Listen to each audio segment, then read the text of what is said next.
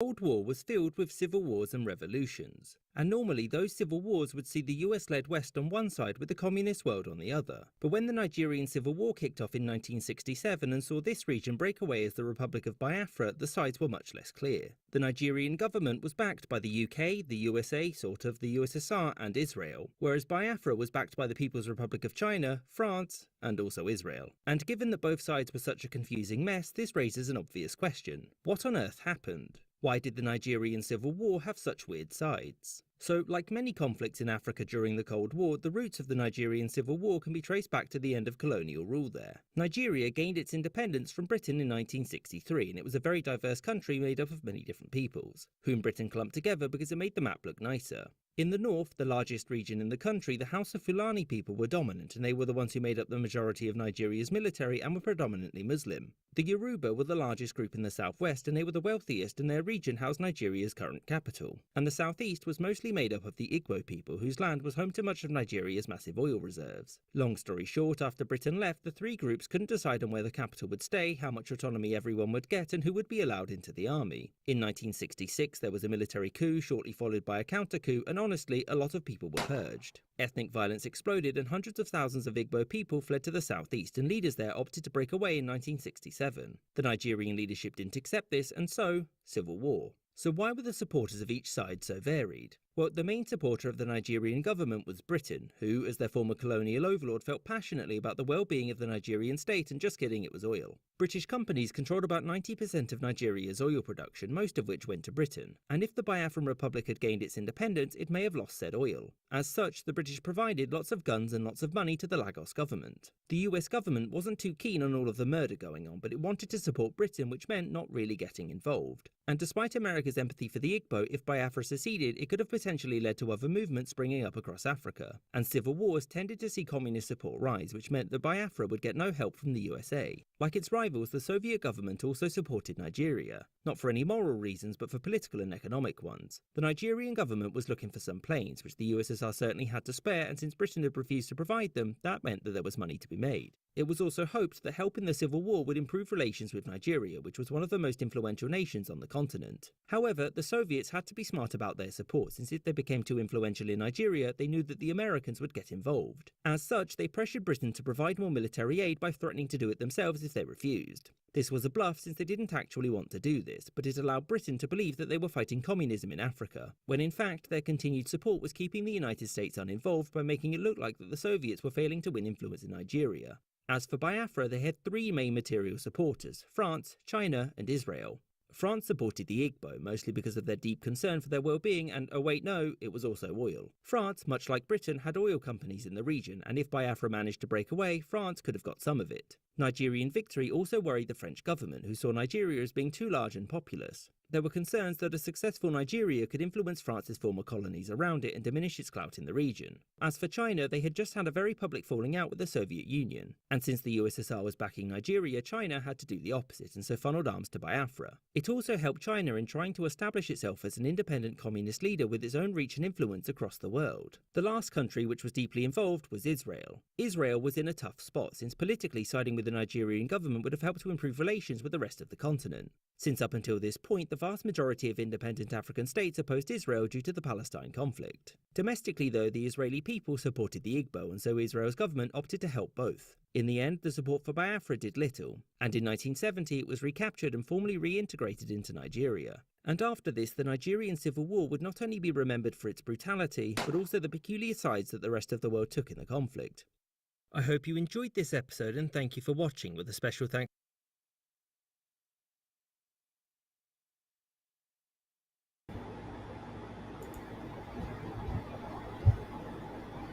All right. Shalom and welcome back again to another edition to News, Facts, and Comments. I am so glad that you guys are with us today. Today we have in studio our resident, our historian, like we like to say, and he's going to help us break down that video we just saw. And that was a brief synopsis of the history of the Biafra. We're going to talk about a history of a divided people today with our special historian, Mr. Haki Shakur. How are you today, sir? Free to land. I'm good, pretty Yeah. good. Free to land. So I know that was a 4-minute clip. But did they do a good job, brother? Did they do Biafra situation justice? Yeah, I mean, it pretty much, it pretty much summed up a lot of what led up to where the status of Biafra is today. It did pretty good. Okay, all right. So let's start with where we are today in Biafra, and then we're going to work our way back to figure out how we got where we are today.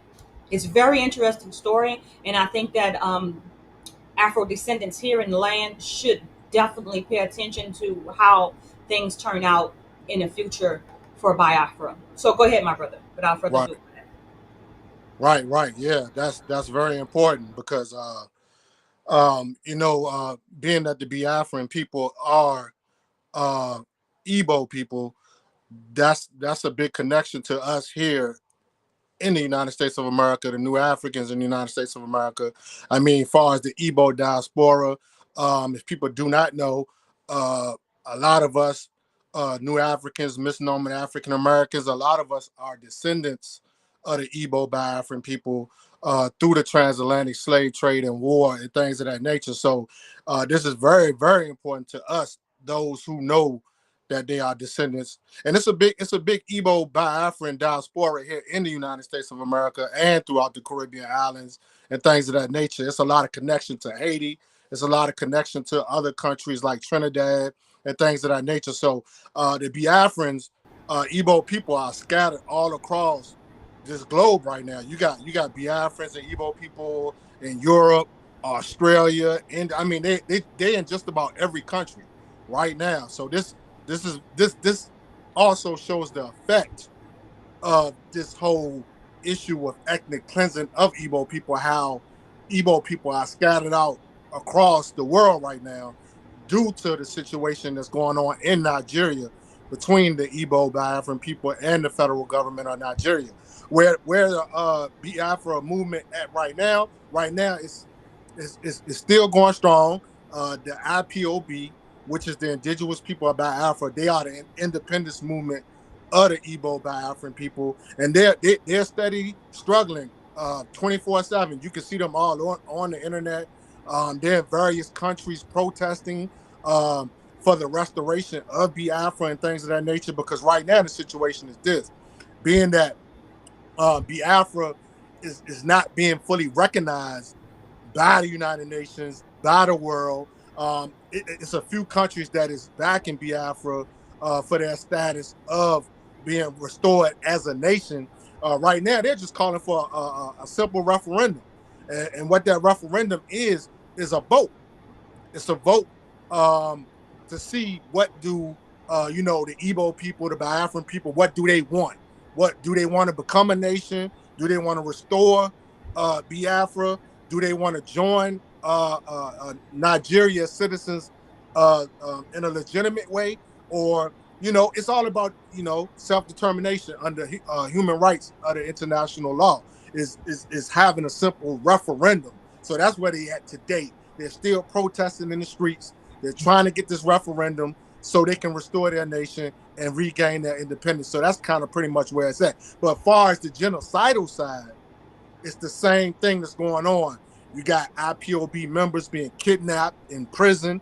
You got regular citizens, regular Igbo Biafran citizens who are being murdered, targeted. The youth is being targeted, murdered, kidnapped. They're still being attacked by Boko Haram. If you don't know who that is, that's a terrorist group that comes from the northern part of Nigeria.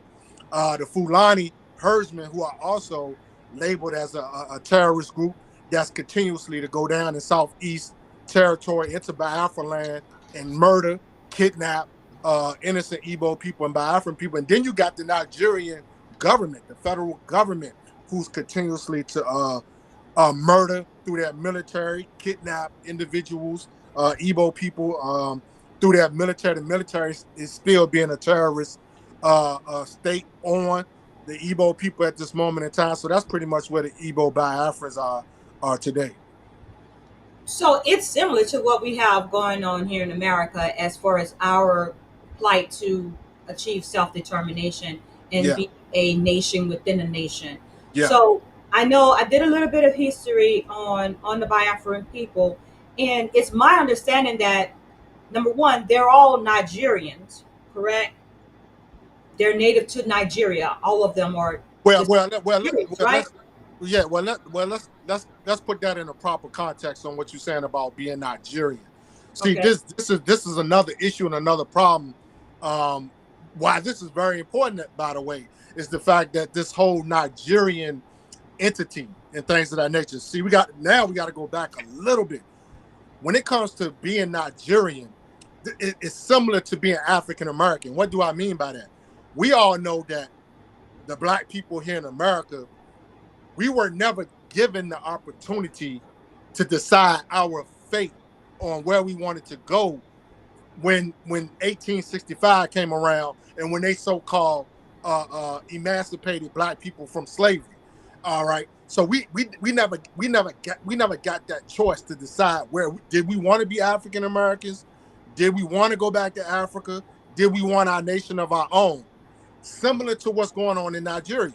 Nigeria is a pseudo nationality, just like the African American nationality is pseudo. It's not legitimate. It's not legal. And what I mean by that, these are nationalities that were forced on individuals, nations, and tribes of people forcefully. They wasn't accepted willingly by the people. The people didn't decide to become Nigerian. You see what I'm saying? Just like the Igbos, the Yorubas, the Hausa, Fulani. Well, that's a different story when it comes to the Fulani and the Hausa, because they're kind of behind this whole Nigerian pseudo thing with the identity of being a Nigerian and all those type of things. So what I'm saying is that Nigeria was created by the British Empire. So let's just put that out there.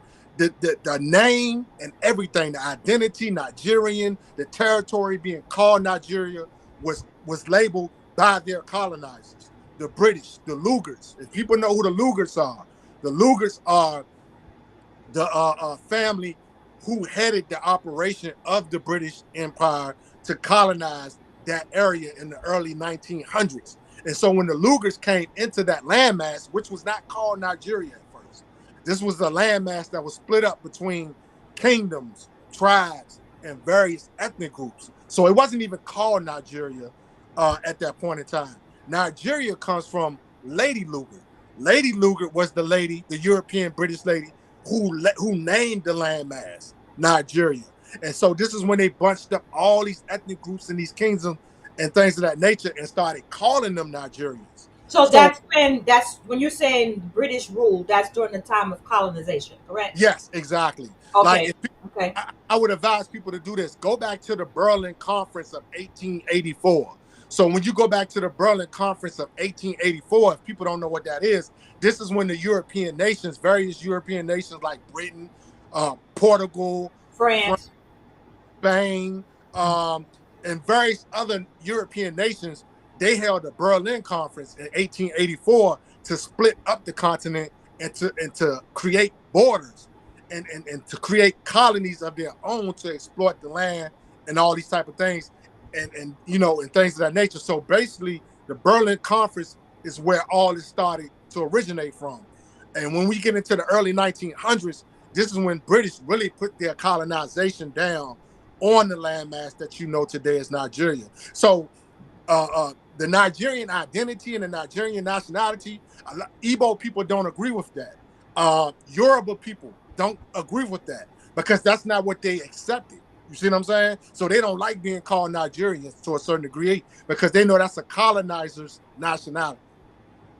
And so all of this is about identity, right? So the war is basically saying about an identity crisis. Those who are rocking with the Western powers are wanting to be known as Nigerians. Nigerians, They want to be and Nigerians. and even though they are indigenous to that land and they were there before the colonization, they still want to be known as Nigerians because they want Yes. to be aligned with the Western powers. But Yes. then you have the tribes, the Igbo tribe and the Yoruba tribe. They want to maintain their identity as a nation, Yes. Igbo, as an Igbo nation, right? So Yes. I do remember at some point in time in the history, Igbo people were separated and were operating independent of Nigerians, Yes, correct? yes, Can you tell us about that time and period? yes. People got to realize, like I said, before they split up the continent into colonies and things of that nature. But I'm gonna speak specifically on the Nigerian territory. People got to realize that whole landmass at that point in time was split up into certain. You had certain, like I said, you had certain ethnic groups, certain tribal nations, and you had kingdoms. If people remember, at that point in time, you had kingdoms. Like you had kingdoms like the Oyo Kingdom, the Ifa Kingdom, the Igbo Kingdom called Neri. Then you had the Hasu Fulani kingdoms in the northern part of Nigeria, which was Islamic kingdoms. So at that point in time, these kingdoms were self-governed. They wasn't governed by nobody else. They was governed by their own people. So specifically the Igbo people, they had their own governance and democracies at that point in time. And this was going on all through like the periods of time, I would say and people don't even realize this too. People don't even realize that the Biafra nation and the Biafra name was in existence before Nigeria got its name. It's on the Right. colonial maps. If you want to do the research, Google the colonial maps of Right. Nigeria landmass. And when you pull up the colonial maps, you will see where Biafra was already a nation. They already had its name and everything. So they were operating independently before the British Empire totally colonized that land. So now, why can you tell us why the Nigerians are committing genocide on those who are identifying as Igbo people?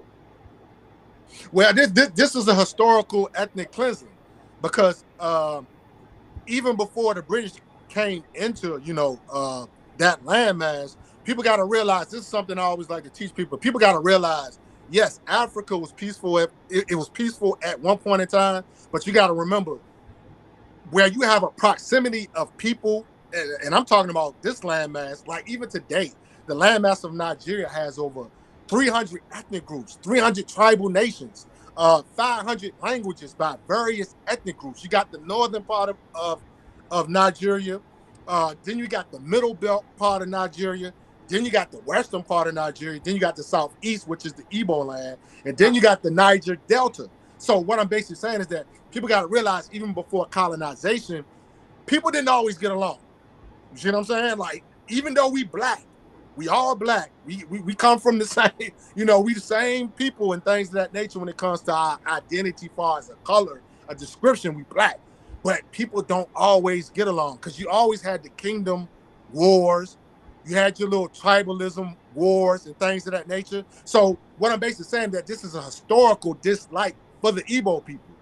The Igbo people were, and people got to realize this, a lot of those ethnic groups also are offsprings of the Igbo people. So also it's a self-hating type of thing going on with the situation as well, because a lot of people descend from the Igbo people because the Igbo people are ancient people, which is why we call them any needy Igbo. You see what I'm saying? Which means the ancient ones, the ancient people. You see what I'm saying? So this goes all the way back to ancient times and things of that nature, the dislike for Igbo people. And so And can it's I been, just go go ahead.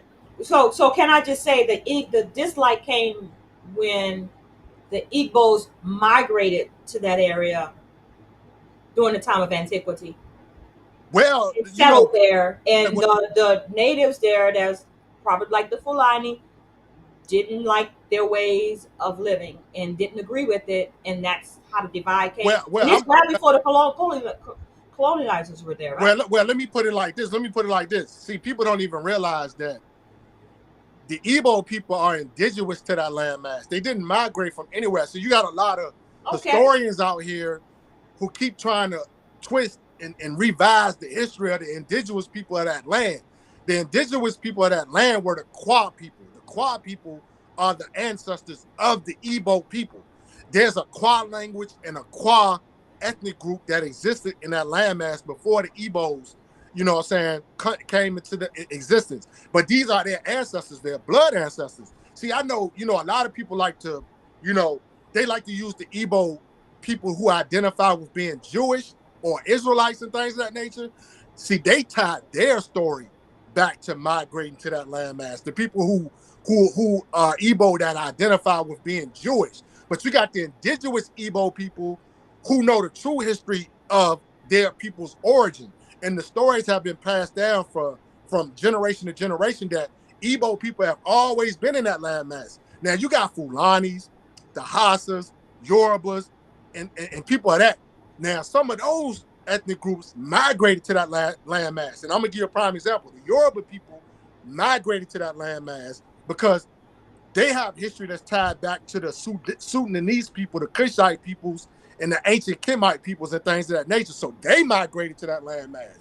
But the Fulanis and the Hausa people and things of that nature, they come from more of a nomadic Islamic background. You see what I'm saying? So being that they are Islamic, this is where the disagreement came in with the Igbo people, because the Igbo people are traditional people. They practice their traditional spirituality and things of that nature. And we get caught up in this religious conflicts, religious differences. So the Fulani and the Hausa don't like the Igbo people because of their traditional existence. Isn't that something? And that is kind of like similar what we got going on here in Americas. And this is why it matters to us, because I read that the majority of the slaves that were taken from the west coast of Africa brought to the Americas, like a great percentage, like over 80% of those individuals came from Igbo land. Yes. Am I right, I say? Thanks. So basically those are our ancestors over there. Those are our relatives over there. And that's why it matters. That's why it matters. And go ahead. In there, and to slide this in here, you know what I'm saying? Because like I said, I don't like to really get into too many religious, debates or discussion of things of that nature, because at the end of the day, I respect everybody's right and free will to whatever they want to practice. People need to get that understood. I don't go against nobody's beliefs, what they believe in, things of that nature. But like I said, it's a segment of the Igbo people that are Hebrews. They are traditionally Hebrews. So even if you want to take that back to the biblical story of many of our people that are Hebrew and things of that nature, on how they believe we are the Hebrews that were sent west into slavery. It all makes sense when you tie it back to Igbo land, because Igbo people are the greatest percentage of people that were enslaved and captured as political prisoners, which can tie in to the Hebrew story. So it all makes sense at the end of the day. Because the only reason why I'm saying that is because when I know that I read somewhere that they tied Igbo to Eber to Hebrew. Yes. It got, the name got changed, the pronunciation of it got changed when the colonizers came over there, and now we say Igbo, but it was really Eber or Ebre, really something like that. It's really Igbo. Like the pronunciation, right? The I in Igbo is an E sound. It's like it gives off an E sound. So when you see the word, it'll throw you off because it begins with an I. But that I has an E sound, so it's Igbo. Igbo. Yeah, Igbo. Yeah. So now, the colonizers twisted it up because they didn't know how to pronounce. You got to remember, these some ignorant Europeans coming out of Europe, so they don't know how to pronounce Igbo. You see what I'm saying? It's simple as that. It's Igbo. Right. Now, and I'm gonna tell you what you're saying is so correct, because I remember seeing some time ago a bill of sale that they had posted at I think it was North Carolina, Charleston, wherever they were selling the slaves at, and on that bill it said Hebo, Heebo for sale. So I say all the time that they knew exactly who they were taking when they took slaves and brought them over here. They were taking a royal group of people. These people, and that's why the Fulani, I believe, you say they were Muslim, but I think it was more than just a difference in religion. I think it was a difference in the way of life. It is. And they were kind of, I'm gonna tell you why it was a difference in life. Igbo people historically have been industrialist people. They have done things ahead of their time. Even the whole skills when it goes back to iron smelting. People got to realize iron smelting was the central basis of a lot of civilizations evolving. So when we go back to the ancient iron smelting and things of that nature, blacksmiths and all these type of things. All these things tie back to ancient Igbo land. They were doing these things before other civilizations in West Africa. So a lot of these traditions, when we're talking about being industrialization, establishing civilization, language, even the language, the ancient Igbo language, in some research has been labeled as the mother tongue. It ties back to the mother tongue of other languages that are offsprings of other African languages in West Africa and other parts of Africa. So when we doing the research on Igbo history, a lot of this stuff we see today when it comes to modern history, they are hard workers, like they are builders, they're intelligent, they're highly scientific, and things of this nature. So the Europeans, when they came into Africa and they seen what was going on in Igbo land, they knew they had to enslave these individuals because these were the individuals that they could use to build up North America. And that's exactly what they did. That's exactly what they did, my brother. And so I hope all our everyone that's listening right now can truly understand what we're saying and why we should pay attention to what's going on in Biafra, because we never know over here. One day we might need their assistance. So we're like rooting for them to get it together, just as the same as I know they're rooting for us over here because I know they know who we are. Yes. Yes. And as you can see, a lot of people always say, well, nobody ever came for us. Well, those people are still fighting for their independence right now. So how could they come and get us when they're being oppressed still by the oppressors? And we got people that look like us that are helping and aiding and abetting. Right.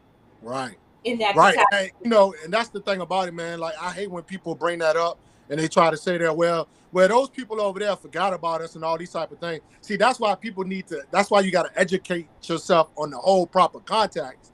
Like me and you always saying, people got to realize this was a war. People think slavery was just some simple system where they thought it was a trading thing, some trading. I'm gonna give you some funds, you give me some people. No, this is an all-out war.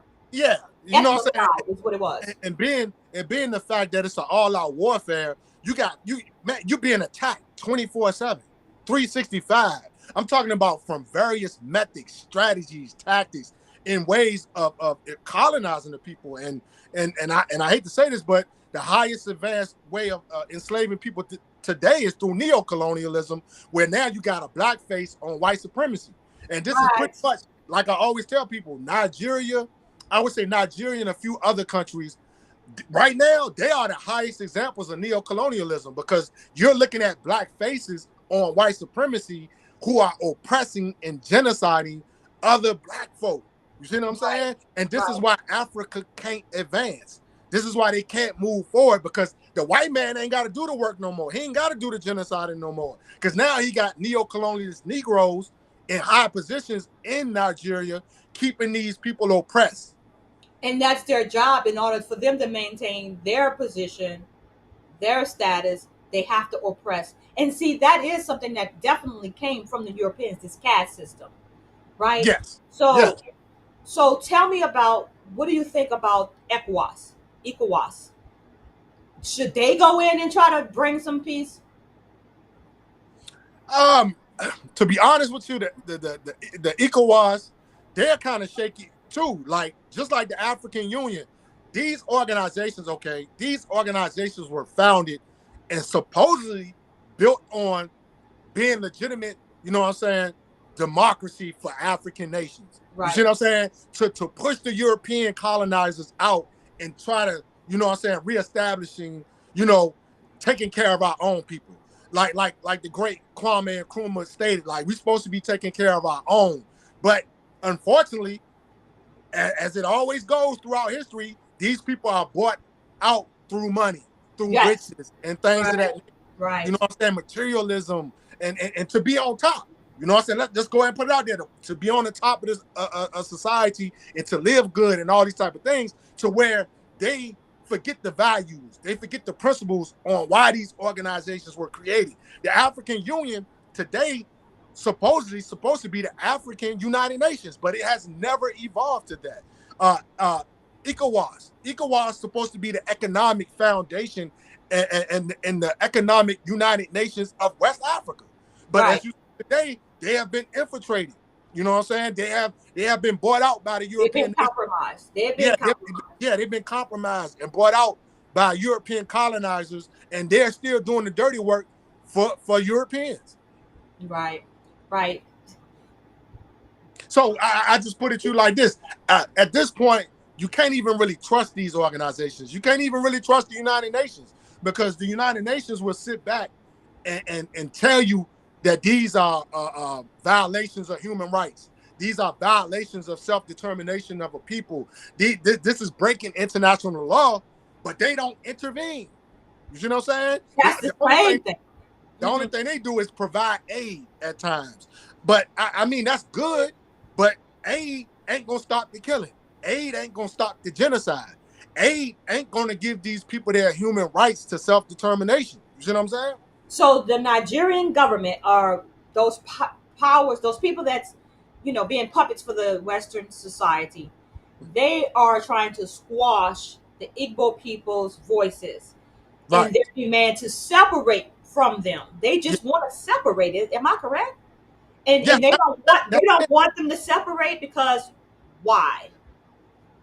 they don't want them to separate because this is going to go back to the foundation of the whole Biafra and Nigerian Civil War.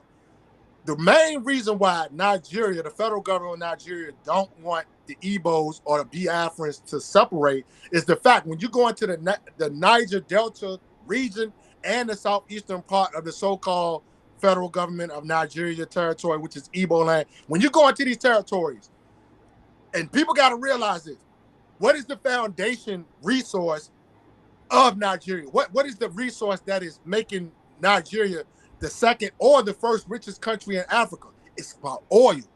It's about the oil. And where is the oil located? The oil is located in southern eastern Nigeria and in the Niger Delta part of the southern part of Nigeria. So are the Western powers in there now extracting oil from the land? Is that what's going on? Yes. You got Shell, BP, and if people, the audience that's out here listening, write that down. You got Shell, who's been there historically for a long time, and Shell is known for the gas because oil and gas, that's hand in hand. You got BP is still there. British Exploiting right? land. These are the two main gas companies who are at the central foundation of the Biafran genocide. This is the foundation of why the Biafra and Nigerian Civil War started in 1966, 1967, 1967, and things of that nature. This all comes from oil and the U.S. and British interest in the oil. So if the Nigerian government wants to stay intact, if the Nigerian nation and the Nigerian oligarchy, the wealthy elites, the 1% of the country, if they want to maintain their wealth, they must do the bidding for the U.S., for Britain, for the gas companies, and things of that nature. So this is why they're still exploiting and genociding Biafra people to keep them controlled so they can control the oil. So let's talk about that second coup then that happened. Oh, yeah. The second coup. Tell the listening audience what led up to that and then the results of that. Well, to explain that whole situation, people got to realize there were 3 military coups that took place in 1966. And these military coups, the first military coup was a revolutionary coup d'etat. I don't even like to use revolution and coup d'etats in the same sentence because there's a difference between the two, because sometimes coup d'etats are done for the wrong reason. It's not done for the interest of the people. So when you hear people say a coup d'etat, sometimes that is basically saying that this coup d'etat was done really not in the interest of the people, but self-serving to the people who pulling off the coup d'etat. Now, revolution is a revolution that takes place by individuals who are for the people, who's doing it for the interest of the people.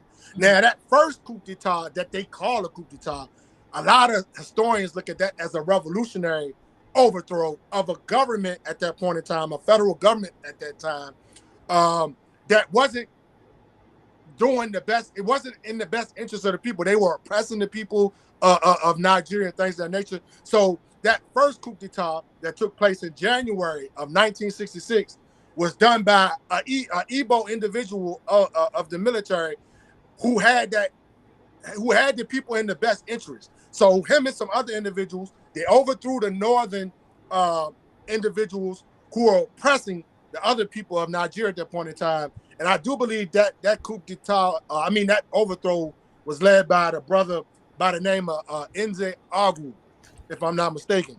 A great brother by the name of Nze Agwu. And they overthrew those individuals.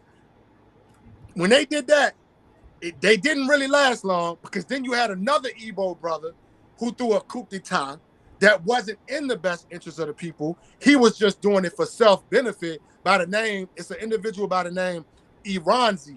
Iranzi, when he came with his military individuals, they overthrew Nze Agwu, and then he put in his own little administration at that point in time, which was not in the best interest of the people. Then here comes the northern interest, which, through the Fulanis and the Muslims and the Islamic individuals, they used the individual by the name of Yakubu Gowon. And when Yakubu Gowon came in and threw his military coup, this is when the federal government of Nigeria really came into existence, because when he overthrew the other Igbo brothers, this is when he has reestablished those oppressors that got thrown over the first time by the Igbo brother Nze Agwu. And now what you see today is a result of Yakubu Gowon and his administrations and his groups when they threw their coup d'etat, the last coup d'etat, which led to the Biafra Nigerian Civil War, when General Ojukwu had enough of what Gowon was doing to the people and oppressing the people. This is when he initiated to succeed the Biafrans from the Nigerian government. And he was met with a lot of resistance. A lot of resistance from the northern establishment, right? Exactly. And so, what can we do over here in the Americas to help our brothers and sisters over there? Pretty much do what I do. You know what I'm saying? Like, we got to educate. First thing, educate. We got to educate people on the history of this whole, situation with the oppression of Biafra, and not want Biafra to be restored as a nation, and not want to give these individuals their sovereignty and their rights to self-determination and things of that nature. I feel like it's our duty, especially when we're talking about being related to these brothers and sisters, because many of us here in North America, these are our real true blood brothers and sisters. You know what I'm saying? And people got to realize that this is a historical, alliance with these brothers and sisters, because we had, even during the Black Panther era in the 1960s and the 1970s, the Black liberation movements, the Republic of New Africa, various organizations and Pan-Africans were always fighting in solidarity for the Biafrans, always was bringing awareness to our people here in North America on that. We need to be there for our brothers and sisters, because these brothers and sisters are being oppressed, genocide, murder. And people got to realize this: over 6 million, over 3 million to 6 million of these Igbo brothers and sisters were murdered during the Civil War. Yeah. Starved to death. Like what you see today going on in Palestine, this already happened in our ancestors' land, in Igbo land, in Biafra land. 3 to 6 million brothers and sisters murdered, cut off from food, cut off from resources by the federal Nigerian government. And the majority of these individuals, they were kids. These were kids. I always like to tell people, when y'all used to see like these children that were dying from starvation and disease and hunger, and they used to plaster them all over the American scenes and things of that nature. The hunger campaign. Yeah, the hunger campaigns and all these things. People didn't even realize that was the Biafran War. They don't even realize that were evil. Yeah. I mean, I didn't put the two and two together, right? Yeah. Until just now when you said it. Right. So I'm thinking, those were children in Ethiopia. Yeah. That's my first thought when I see starving children. I always think Ethiopia, but I think that's the way the Western world wanted you to think of it, as only people in Ethiopia started, and we never even heard of, when I was growing up, Biafra. Right. We heard of Nigeria, but never Biafra, Yeah, right? you never heard. Yeah, you never heard of Biafra, and And like you said, that was done. That was done by that was done by counterintelligence. Like you said, the media, the Western media, that was done on purpose through counterintelligence to hide what they doing over there, and we already know what they doing over there. They stealing the resources, colonizing the land, stealing the oil. So they had to use the hunger, the famine and hunger agendas of Ethiopia and all these other type of places, and to show to the people in America, oh, they just hungry, they don't have no food, so you shouldn't get they don't know how involved. to govern themselves. Yeah, they don't know how to govern themselves and things like that. People got to realize these were all distractions to take away from the people in Africa who were fighting for self-determination, who were fighting for nationhood, who was fighting to keep control of their resources, their land, and all these type of things. See, these are the things that imperialism do. They use the counterintelligence to fool Black people in America. You know what I'm saying? To keep Black people from uniting with their brothers and sisters and things of that nature. It's all by design. It's all called social engineering, people. This is social engineering at its highest development. Exactly. So that you won't rise up, or that we over here won't see an example of rising up. Same thing what they did in Haiti, right? Yeah, Same situation. So what this should be a wake up call for us here in America, because we can definitely take a page out of their playbook, yes, showing that we can stand up and resist. And sometimes it's going to take a little sacrificing. I think that we here in America is just a little bit too comfortable in our yes, captivity. We've come to be go along to get along. right, Don't want to buck the system, because you have the history of how they used to be. So a lot of yep, people will say that we've come a long way, but I say no, because we're not free. I'm not right, free to move about how I want to, right? right, Even if I wanted to go and visit Igbo land, I have right. to go through all this red tape just to get there. Just to get there. How free are we? So we Right, can definitely take a page out of their book. The same thing that they're doing over there, wanting a plebiscite vote. I think that's what it is, or yes, referendum vote, right? To say that we don't want to be governed by the Nigerian government. We want to be self-governed. That's what right, we are, right? So definitely we need that here over here in the Americas, like what you got going on with what we've got going on with the provisional government of the Republic of New Africa. yes, Same kind of thing.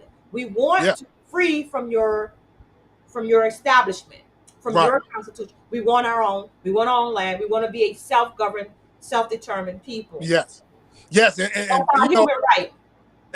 and that's, like I said, that's a strict diet of social engineering to the so-called Black people in America. Is they get we get this steady diet of being re-indoctrinated over and over, that, oh, we're living in the American dream, we got it good, we got this materialism being waved in our faces 24/7 on our TVs. It's being broadcasted on our radios in our homes. So people actually living here in America actually think they got it good. You see what I'm saying? But then the reality starts to set in when you start to realize that you don't got control of your water, you don't got control of your food source, you don't got control of your your your, Education, your education your system. health care.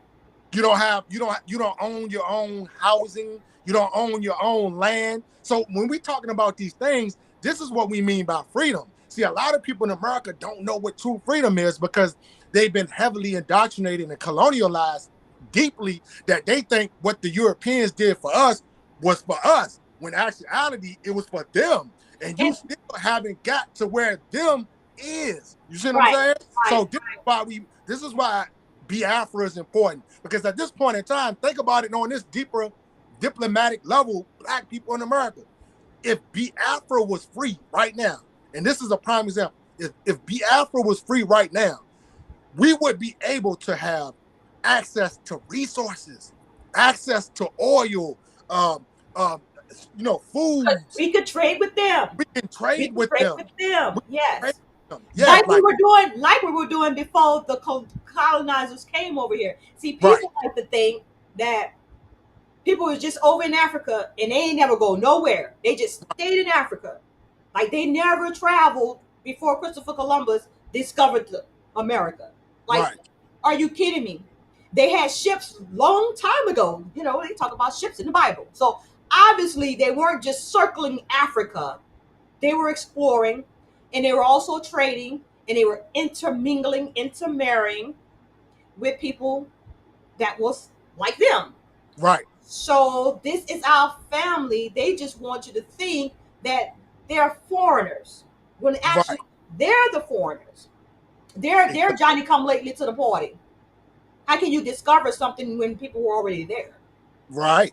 It's new for Exactly. y'all, but it's not new for us. This is the old No. world for us. And so what they get, what would, like you say, mentioning the fact that the Igbo people are ancient people, that Yeah. should encourage us even more so to want to learn and to support, because Exactly. it goes along with our narrative that, hey, we were here first and you guys came and raped, robbed, pillaged, stole, and you owe.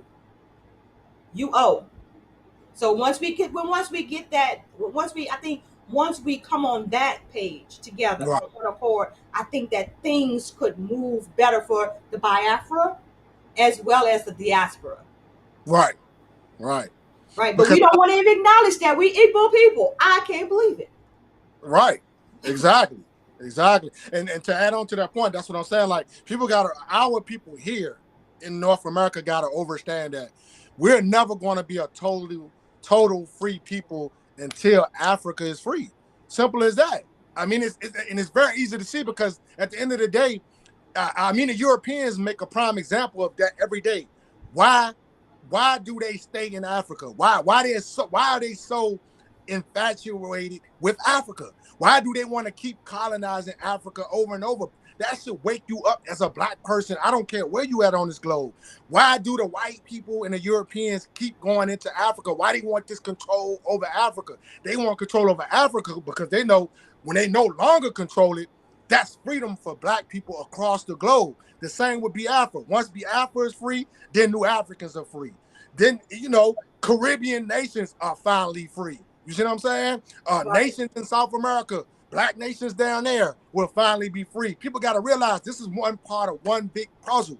Once we get the colonizers out of Africa, then you're going to see everything else start to come into what it needs to come into when it comes to people's freedom, our freedom as black people.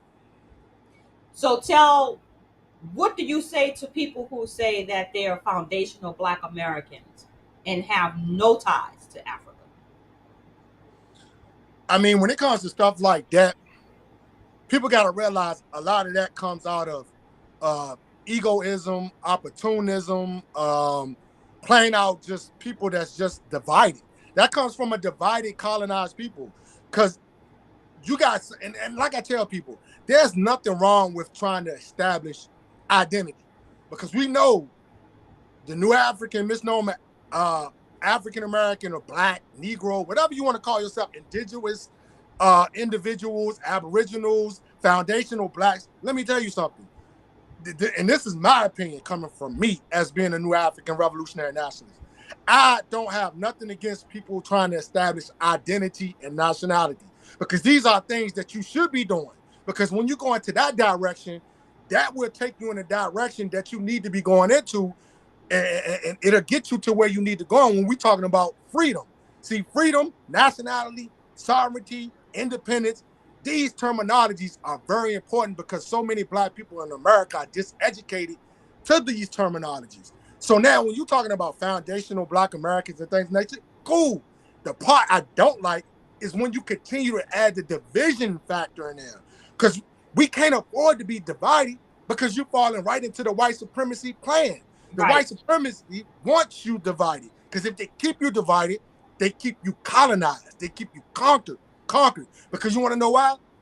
You're always going to be at the bottom of classes fighting with each other, exterminating each other, genociding each other. Like right now, you know what I'm saying? Internal, it's like like I always try to tell people, it's this internal situation that we can't seem to get out of, which is being turned against ourselves.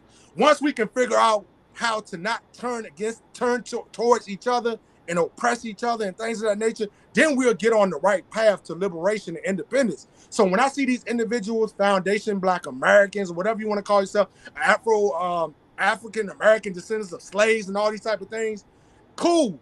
But take the divisiveness out of it. Take the division out of it. Because once you keep doing that, you ain't gonna get to where you're trying to go with your agenda and your objectives at the end of the day. Because we're gonna still be fighting each other, battling, trying to figure out, because everybody wants their thing to be the thing. People gotta realize we are people on the globe. It's never gonna be one thing. Many black nations existed. Your nation can exist. But right now, we have to be on the same liberation front to get to that point for you to even get your agenda accomplished. I just said that this morning. Yes, sir. Yes, sir. Yes, sir. The way we're gonna do that is through unity. That's the only way. Because people have to understand that there's power in numbers. And so you're not giving up who you are just to join with this group if they're making headways to achieve that one goal, which is self-determination and reparations. Like, dude, okay, so if you want to say that I don't know, monkey from California, come get this reparations. Right. I'll do that, and then when I get my money, then I'm like, nah, I ain't that. I ain't never told you I was that. You see what I'm saying? Like, exactly. They're like, what are we doing here? And so they're depending on us to continue to do and continue to think like we think. They're continuing. They want us to be right where we are because then they don't have to pay us anything. Yeah, it's like this is something I always tell people. White supremacy, imperialism, fascism, and all these type of things, they like to keep us in a chaotic stage. I always tell people this. They love to sow chaos, confusion. It's hard.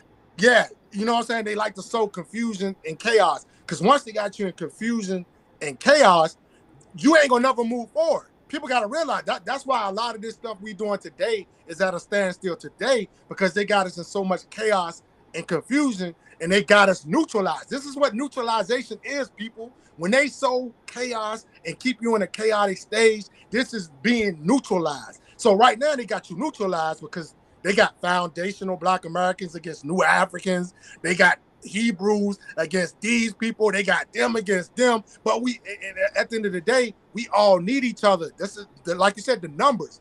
The Europeans know this. This is how they got to the top of where they at to the global stage. They might not like each other. They might not identify with each other. But the Western Front realized that it had to be a Western Front in order for them to conquer African people. I don't know why people don't get that. So are the Yoruba and the Igbo people coming together, or are they still divided? Finally. Yes, you got the Yoruba people who are actually struggling and fighting for their self-determination. They're trying to bring back into existence, which is their nation, which is Oduduwa nation, which is the Yoruba nation that was broken up when the British came into that landmass as well. So now you got the Yoruba and the Igbo people coming together to try to struggle and fight to free both of their nations. And it's at an all-time high when it comes to Yoruba and Igbo unity. I mean, they still got their little disagreements and things, but right now, no, they are on one page struggling to get back to their self-determination and their sovereignty. They understand they have a common enemy. Yes, exactly. Right? And so that's where we need to be at, right? So that's why I said we need to be watching how the Biafra is moving. Yes. Take a page out of their book and duplicate it over here. And the most important thing, I want Black people in America, I want y'all to establish relationship with these brothers and sisters, like, because they got a worldwide movement when it comes to the internet. Like, if you go on the internet, man, BIAFRA is like one of the heaviest, and I would say outside of that Palestine stuff and these other, man, I'm talking about BIAFRA been putting this thing down for like the last 20 years. I'm talking about heavy presence on all fronts, whether in the streets, the internet, things of this. I'm talking about, man, they are so unified that we have to take a page out their book. Like they got this technology on lock. They spreading their propaganda through news medias. They got media on lock. Like, man, I'm telling you, if you online, I know you've seen BIAFRA people. Like, they're heavy. They heavy online. So, like, I would advise y'all, please establish a relationship with our brothers and sisters from Biafra land, man. And once we get that unity with them, man, I'm telling you, we're gonna help each other, and we're gonna get to where we're trying to get to when we're talking about these goals. Yes, sir. That to me is the ultimate goal, right? Allies, like, we cannot. I was listening on TikTok today, just listening random room, right? And I heard your young lady say nobody came for us, so Yeah. why should we be concerned about them? Nobody came for us. I understand that's coming from a place of hurt. I Yes. really do. But when we done hurting, the reality is we are not that strong in numbers here to go at it alone. It's simple as that. Simple as that. And this is Especially why, when we divide it. You yeah, know? this is why I don't like all the divisive division stuff that the foundational Black Americans got going on, trying to say that we're not the same as our brothers and sisters in the Caribbean islands. They're even sowing division between us and our own brothers and sisters in the Caribbean islands, in Haiti, in And this South is the America. thing. And this is the thing that gets me, is that those same individuals do not understand that we were trading with our brothers and sisters in the Caribbean, in the South Americas, before they were born. So Exactly. how in the hell you gonna go and just rewrite the whole relationship based on how you feeling, all up in your feelings right Yeah, now? how you feeling? Yeah, And it's when very, you don't, yeah, either you don't know the history, or you just that ignorant. Ignorant just means you don't know. exactly. Or you playing a game to go along with the Western power to keep us subjugated. A pawn on the chessboard. And if you are doing that, I I will put everything on it. You're being paid to do that. Yes, most There, definitely. COINTELPRO ain't never went anywhere. It's on steroids 2.0, and like you said, they're using these, how you say, neo-colonialist people that look Yeah, like neocolonialism. Neocolonialism is what Kwame Nkrumah uh, uh, dissected and put down scientifically to understand that he saw what was coming with these individuals once they get hypnotized by materialism, money, gifts, status. and this luxury lifestyle. He said that this was going to be the highest stage of imperialism once we reach neocolonialism, which is the blackface on white supremacy and global fascism. So how true is it that there are actually some Igbo people in North Nigeria helping to oppress their people? Is that Yeah, true? that's I very heard. realistic. That's very realistic because you got to realize, like I said, the Igbo people are scattered all across Nigeria. They are. This is the thing people get confused. Igbo Biafran people are not just centralized to southeastern Nigeria. No, you got Igbos in northern Nigeria, in Cameroon, their neighbors. They in that area. They in Guinea. They Igbo people are scattered all across West Africa and Africa. Period. But yes, they are in northern Nigeria because at one point, with all these conflicts, the terrorism and all these type of things that was going on, the tribalism, a lot of Igbo people were forced into like northern Nigeria at one point in time for safe haven. They went there for safe haven. And when some of those individuals went to northern Nigeria for safe haven, unfortunately, they were compromised. And when they got compromised, they started doing the bidding of the Fulani people and terrorists and things of that nature of the jihadist Islamic State of northern Nigeria. So yeah, they're being paid by the federal government of Nigeria to help exterminate and ethnically cleanse Igbo people. Yeah, their own brothers. Yeah. And because they have the power from the Western world, Igbos are not able to do coups like they did before. So now have to resort to just taking a political stance in the streets. Yes, it's come down to where they got to stay on a united front because, like I said, you got to realize Igbo people are scattered all across the world. So they got mass numbers in the diaspora.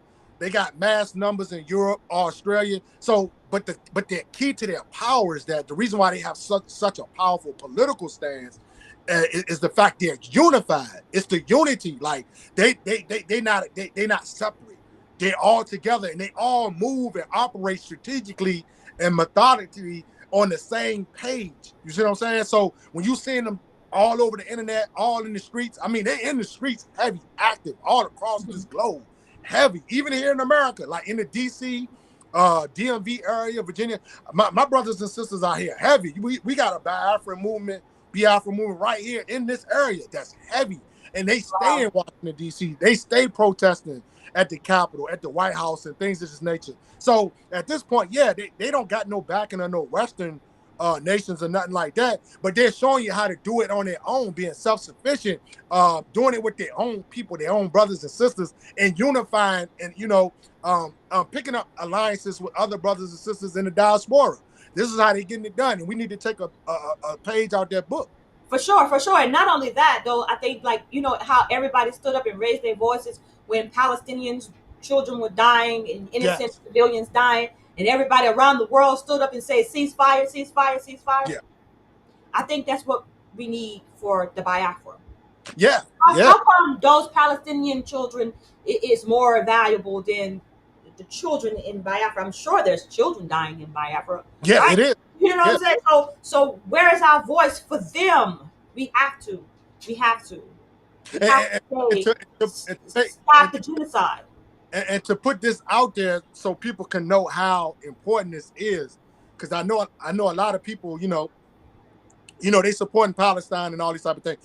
But y'all got to realize, since 2014, 2015, there have been over 20,000 people murdered in Igbo Biafra land. 20,000. They just put this statistic out last year. Over 20,000 children, teenagers, mothers, fathers have been kidnapped, murdered, genocided in Igbo land. Just because they want to be free. 20,000. Just because they want to be free. Just because they want to be free. Yes, 20,000 brothers and sisters have been murdered. And I'm talking about massacres. Like you don't really see it in the Western media and things of that nature. This is why we got to be the voices of our brothers and sisters in Igbo land. In fact, these things don't get broadcasted over here like that. But man, it's massacre. It's been total massacres there, in Igbo land, where you done had over 500 to 600 people killed at one time. Like, these are things you don't see. The same things you see going on in Palestine, this has been going on in Biafra land for years. And this is government led. This is government sanctioned. It's not like the Ku Klux Klan. No. Even though some of them are dying government, you know what I mean? But but this is sanctioned by the government. And so it's done by the hands of what, their military police or what? Yes, military police. Yep. Wow. They're committing constant genocide on Biafran people through the military and the police of Nigeria, the same way the American military forces are doing to New African Black people in America every day. Your George Floyds, man, they got hundreds of George Floyds being killed every day in Biafra land. Hundreds of George Floyds, you know what I'm saying, being murdered every day. Children, teenagers who are just protesting for a Biafra state. And you know what? Can you verify that people in Biafra stood up and protested when George Floyd was murdered? Oh, yeah, 100%. 100% they did. Yeah, 100%. I thought I saw that. I saw that. I actually was on a lot of their media. I was on a lot of their medias as guests during that period of time when George Floyd got killed. And we got a heavy support from Biafrans when George Floyd got killed. They were protesting in Australia, Europe, Russia. Oh, shout out to my Biafran people in Russia. We got a heavy population in Russia. They were protesting for George Floyd and things of that nature, man. South America, a lot of my brothers and sisters. Can you say that again? Rewind it again for the people in the back. There's Black people in Russia, correct? Yeah, yes, heavy. Yes, heavy. It's a heavy Black population. Been there since antiquity. Yeah, you just don't see them though. You just don't see them. They don't broadcast the Black people in Russia like they do the Europeans in Russia and things of that nature. Like, they're kind of suppressed, kind of like how the Black people in Britain is suppressed, France. Like, you don't really see the Black populations in Europe that much unless they got their own media sites and things of that nature. But yeah, our brothers and sisters is heavy in Russia, very heavy. Yeah, so we're scattered to the four corners of the earth. Four corners of the earth. Yeah, like when people hear that acronym, we're scattered four corners of the planet. This is facts. Yes, This is true. it's really facts. It's Yeah. really facts. So, wow, Biafra. And before we even get to the like towards the end, this is something else I want to bring to the forefront for the fact that Biafra's Heroes Day, Remembrance Day is May 30th annually every year. So this week coming up, May 30th, is the Biafra Remembrance Day, Memorial Day, Heroes and Herons Day, in honor to commemorate the fallen of the Biafra Civil War, to honor those 3 million to 6 million, the real Holocaust before the other Holocaust. You know what I'm saying? And things of that nature. I would like people to understand that the leader of IPOB, Mazi Nandi Kanu, write that name down, because this is a political prisoner of conscience, a political prisoner of war. This is the actual leader, and like I said, a great brother who has took up the struggle, and took up the torch from General Ojukwu, and has became the leader of the Biafran nation, of the IPOB and the Igbo people. He's currently captured in Nigeria. They kidnapped this brother in Kenya and brought him back to Nigeria in 2021. And they got this brother captured in some of the most dehumanizing conditions. The brother is suffering from sickness. He's suffering from illnesses. He's suffering from lack of proper resources and medical aid. So I'm sending out the shout. I'm sending out the call to my brothers and sisters here in America, the new Africans in America. Please do your research on the case of Mazi Nandi Kanu, an international You gotta political. spell that for me, brother. Spell it for me. Oh, NNAMDI. NNAMDI. Kanu, KANU. KANU. Yeah, Nandi Kanu. That's it? Yeah, that's it. Political prisoner, right?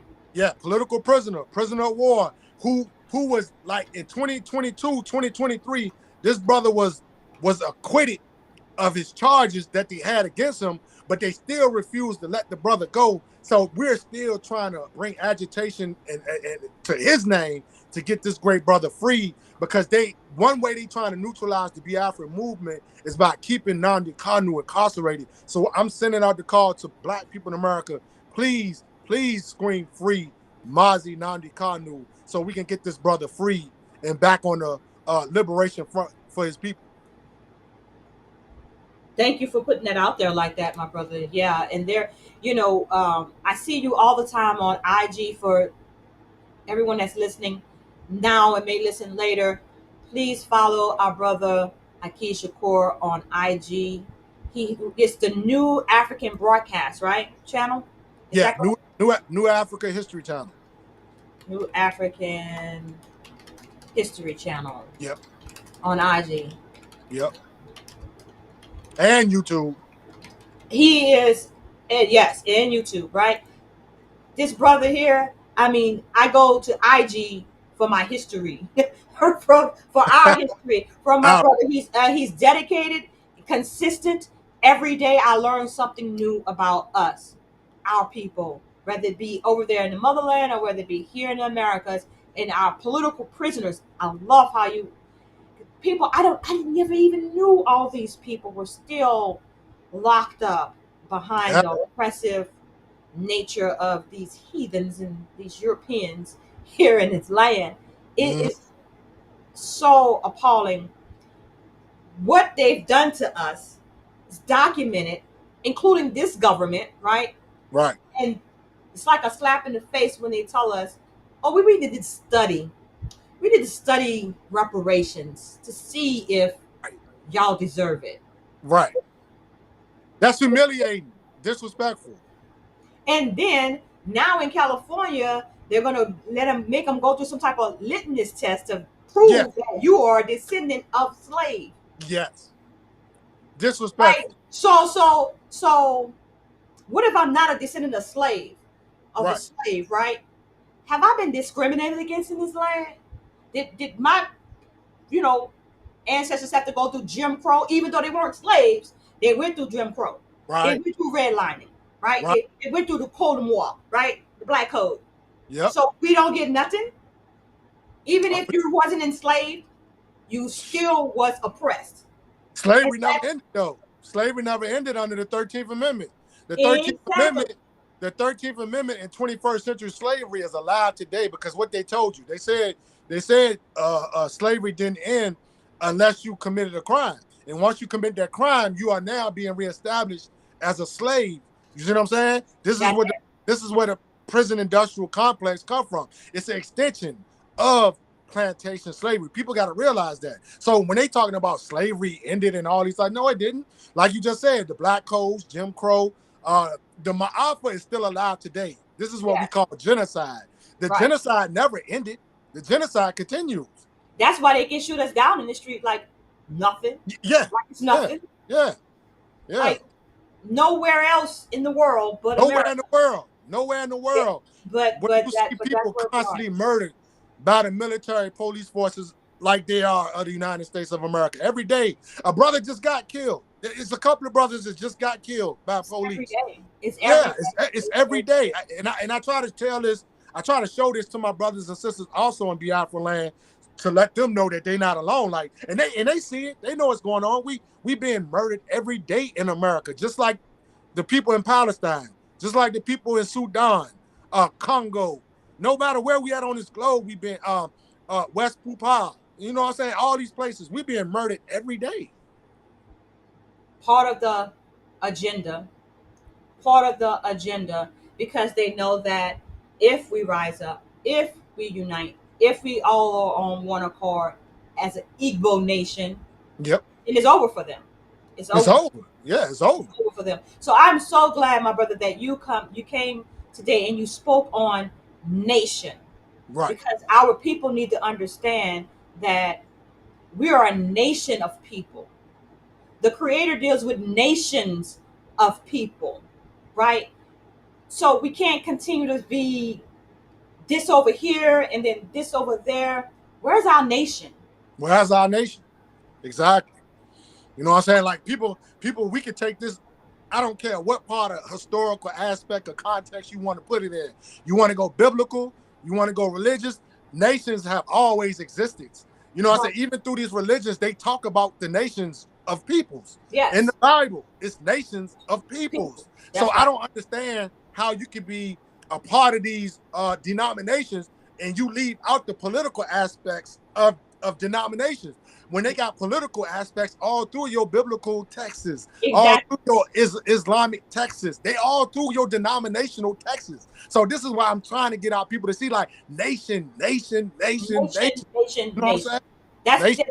but just like you said in the beginning, what's going on in Biafra, they are not allowing these people to self-determine, to determine who they want to be.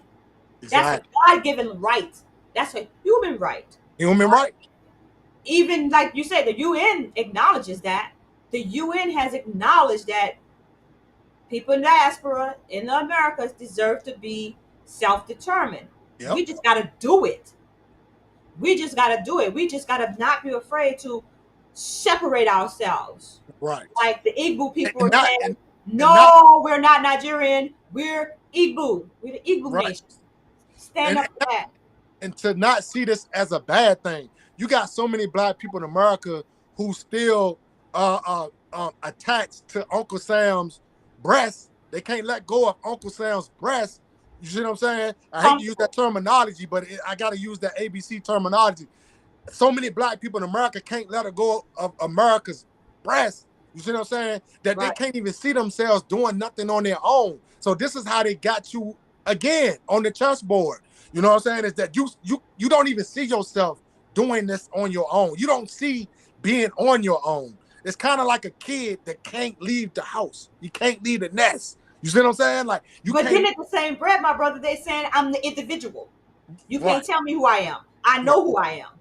right. Do you really? Do you really? Are you trying to be some similitude of what you've seen? Yeah, So we should be one. We should be one to come to a complete solution to this abusive relation to the American empire. Simple as that. This is what I always like to tell my brothers and sisters. I divorced myself a long We time are ago. in an abusive relationship. Do you want to continue to stay in the abuse, or do you want to get liberated from the abuse? It's common sense. It's logical. Like Malcolm X said, at the end of the day, it's logical. Do you want to stay in this abusive relationship, or do you want a relationship of your own? But you know, just like anybody that's a victim of an abusive relationship, they stay in it because they think the person loved them. They're doing it because they love us. They really love us, but they never really made us citizens. Never. Never. Like you said, they made sure that they had an out with the prison system to keep you in bondage.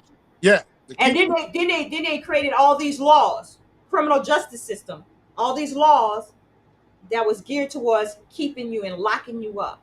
Yep. Congregating, just people meeting together, 3 or 4 people meeting together on the street corner was cause for you to be locked up and put in prison, back in slavery, just like that. And so, yeah, my heart goes out to those brothers and sisters in the Biafra that's standing up for self-determination. I'm with them 100%. I'm with them 100%. If you don't want to be called Nigerian, you have that God-given right not to be called Nigerian. Just like I'm not an African American. I don't. Exactly. Even on applications and everything, if they got an other box, I'm gonna be other. Yeah. I'm not African American. I'm not gonna help you with your statistics. Right. Right. So you can continue to subjugate us. Right. Don't count me in your BS. In other words, don't count me.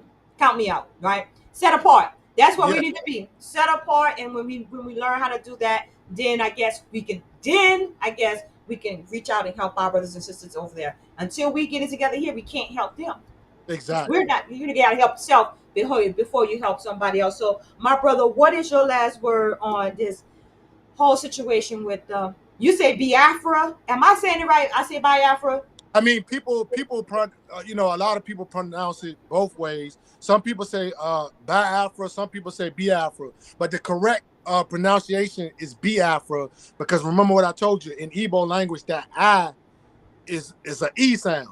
So it's Biafra. So you know, for people out there who want to know how to pronounce it, some people say Biafra because they don't really, understand the pronunciation when it comes to the I E sounds. But it's Biafra. Because even myself, even with my southern, accent, is like I get tongue tied and I say Biafra. So it's Biafra, you know what I'm saying? So Biafra.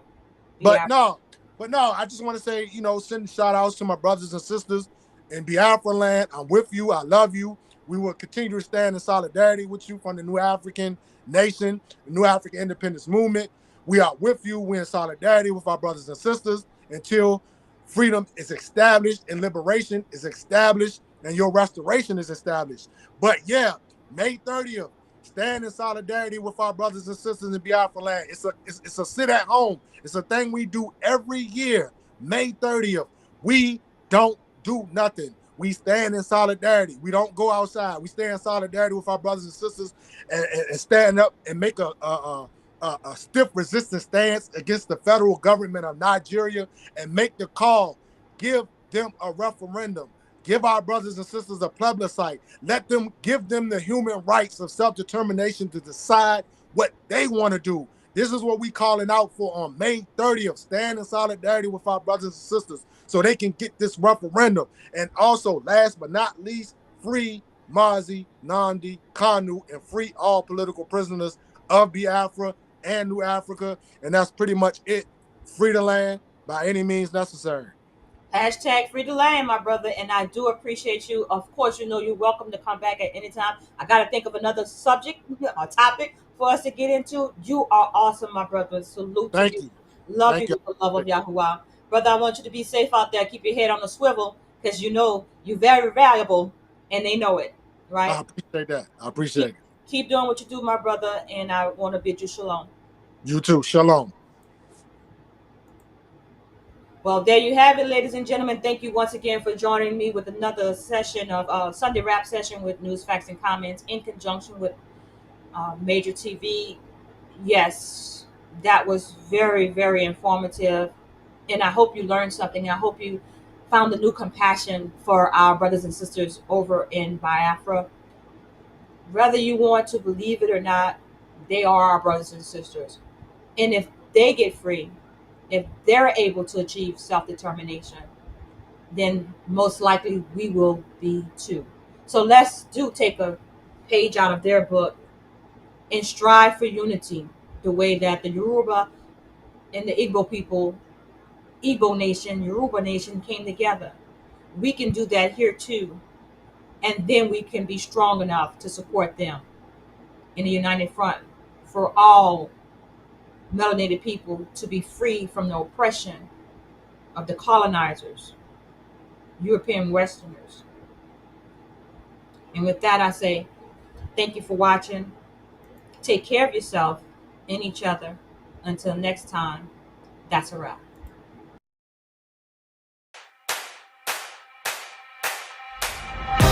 One for the money, you know what it is. Two for the show, yeah, we shut it down. Three, just to make sure you ready. Four, let them know that we run this town. One for the money, you know what it is. Two for the show, yeah, we shut it down. Three, just to make sure you ready. Four, let them know that we run. Ladies and gentlemen, welcome.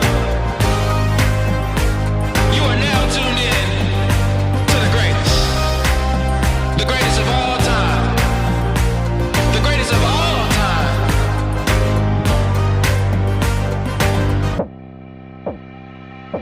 I'm gonna be better.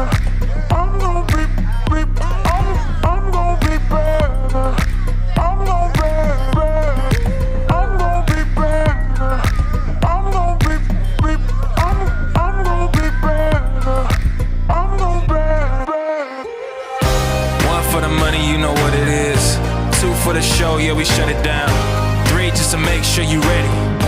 Four, let them know that we run this town. One for the money, you know what it is. Two for the show, yeah, we shut it down. Three, just to make sure you ready.